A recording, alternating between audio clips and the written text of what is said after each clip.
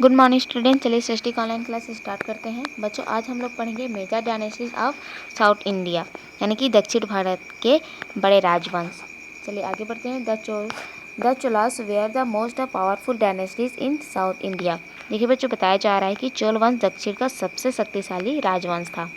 आगे देखते हैं। The important king of this dynasty were Rajaraja Chola, Rajendra Chola and Kulothunga Chola.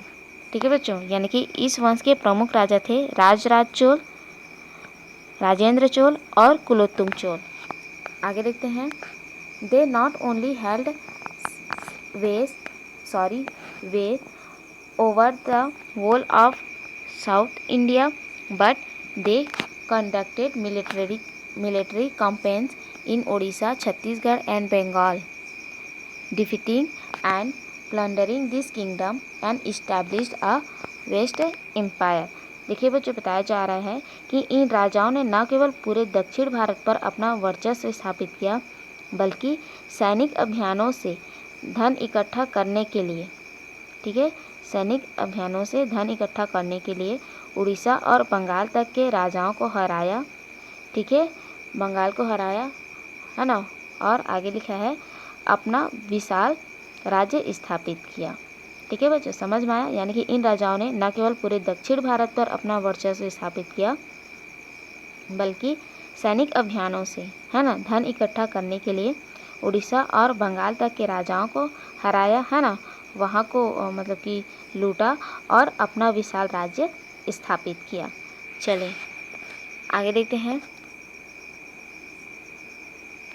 Their naval fleet invaded Sri Lanka, Indonesia, Malaysia and Maldives. A large part of Sri Lanka remained under Chol rule for a long period. देखिए बच्चों, बताया जा रहा है कि उन्होंने अपनी समुद्री बेड़ों की मदद से समुद्र पार कर श्रीलंका, इंडोनेशिया, मलेशिया और मालदीव पर भी चढ़ाई की। श्रीलंका का एक बड़ा हिस्सा लंबे समय तक चोल राजवंशों का हिस्सा बना रहा। चलिए आगे देखते हैं। The Cholas were successful in war because they had a powerful army and navy. ठीक है बच्चों, जो चोलास थे यानी कि जो चोल शासक थे, है ना, वो सक्सेसफुल थे, है ना, वार यानी कि युद्ध में सफलता हासिल करते थे, है ना। इसका आधार था उनकी जो शक्तिशाली थल सेना थी, है ना, और जल सेना थी।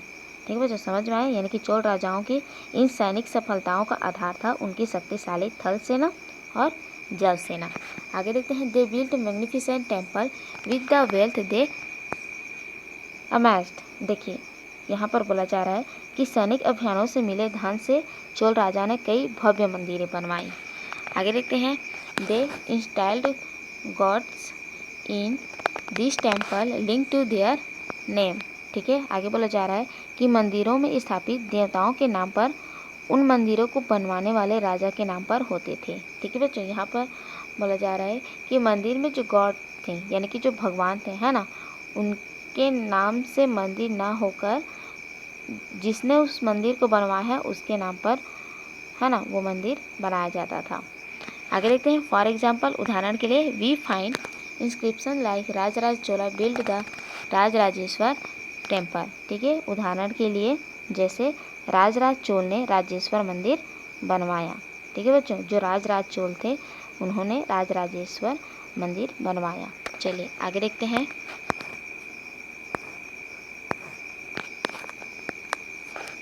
The Cholas imposed tax on their subject to pay for the maintenance of their army and other administrative expenses. देखिए बच्चों, बताया जा रहा है कि अपनी सेना जुटाने और शासन के अन्य खर्चे के लिए चोल शासक प्रजा पर विभिन्न प्रकार के कर लगाते थे। ठीक है, आगे देखते हैं। टैक्स ऑन लैंड, है ना, यानी कि भूमि पर कर लगाया जाता था। एंड और इट्स प्रोड्यूस, है ना, और उससे जो उत्पाद होता था उस पर भी टैक्स लगाया जाता था। And taxes on trade were their main source of revenue, है ना, और व्यापार पर भी टैक्स लगाया जाता था। ठीक है, यानी कि उनके व्यापार पर भी टैक्स लगाया जाता था और यही उनका रिवेन्यू का सोर्स था, यानी कि स्रोत था। आगे देखते हैं।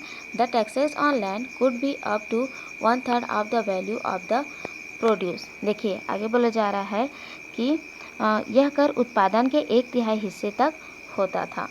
आगे देखते हैं, when public work like buildings, road, tanks and canals had to be constructed.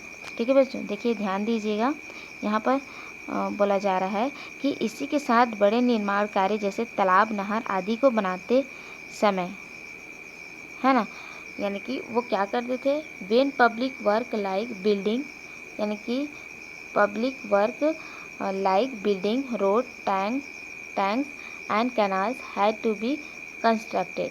ठीक है, आगे लिखा है, villages were expected to undertaken the work without payment.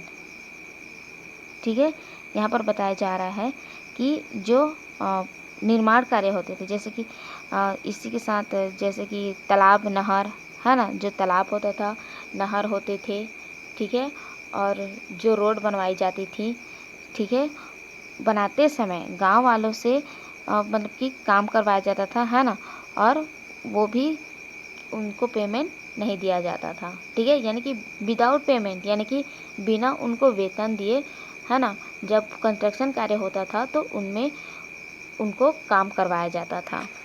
ठीक है, समझ में आया, यानी कि गांव वालों को जब कोई काम होता था तो बिना वेतन के काम करवाया जाता था।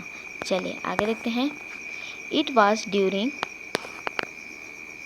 This era that village administration and local self governance were development. ठीक है, आगे बोला जा रहा है कि it was during this era, ठीक है, यानी कि इस समय village administration and local self governance were development. ठीक है, यानी कि उस समय ग्राम व्यवस्था एवं स्थानीय स्वशासन का विकास हुआ। ठीक है बच्चों, समझ में आया, यानी कि इस युग में ग्राम व्यवस्था एवं स्थानीय स्वशासन का विकास हुआ। ठीक है बच्चों, आज के लिए इतना ही। नेक्स्ट वीडियो में आगे की पढ़ाई करेंगे, तब तक आप इस वीडियो को फिर से पढ़िए, समझिए। नेक्स्ट वीडियो में आगे पढ़ेंगे, तब तक के लिए थैंक यू।